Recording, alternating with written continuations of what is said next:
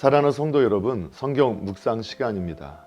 오늘은 예레미야 17장에서 19장까지를 읽으며 기도문으로 시편 64편을 함께 읽게 됩니다.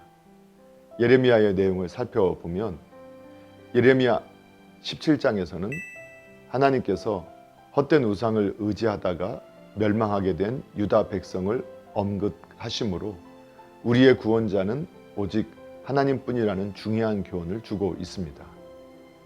그런데 사람이 하나님만을 의지해야 함에도 불구하고 사람이나 우상을 의지하는 것은 원래 그 마음이 부패하였기 때문입니다.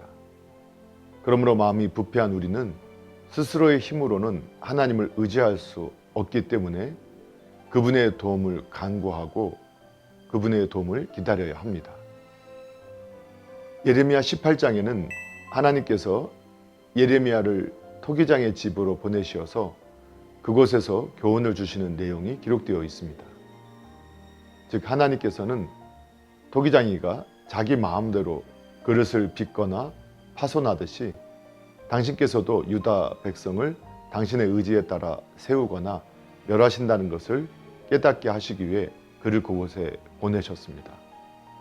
이처럼 예레미야 18장은 하나님께서 인간의 운명에 대해 절대적 주권을 가지고 계신 분임을 깨닫게 하여 우리에게 그분을 온전히 경외하게 합니다.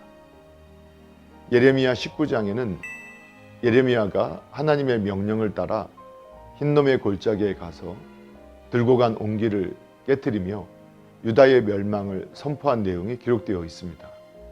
그런데 하나님께서 그로 하여금 옹기를 깨뜨리며 유다의 멸망을 선포하게 하신 것은 그 예언의 말씀을 받는 유다 백성들이 자신들의 멸망을 실감나게 깨닫고 회개하기를 원하셨기 때문이었습니다.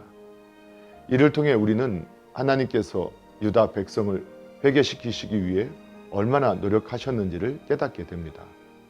하나님께서는 오늘도 예레미야 때와 같은 심정을 가지고 우리를 대하십니다. 이런 하나님의 마음을 깨닫는 자마다 자신의 그릇된 삶을 고치기 위해 성실해야 할 것입니다.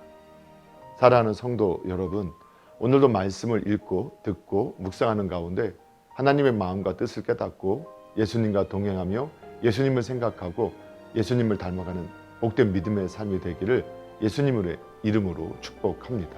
할렐루야!